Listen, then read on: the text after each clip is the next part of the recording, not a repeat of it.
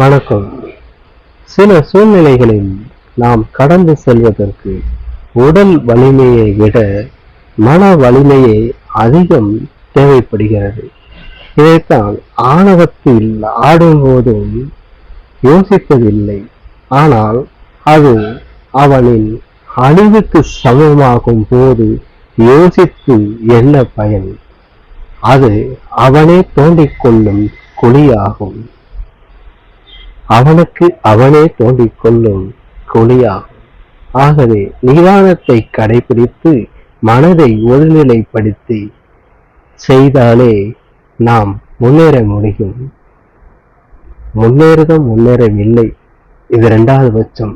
மனிதனாக, பண்பாக, அன்பாக, பாசமாக இருக்க முடியும். இந்த உணர்வினை அனைத்து மக்களுக்கும் சமர்ப்பிக்கிறேன். நன்றி, வணக்கம்.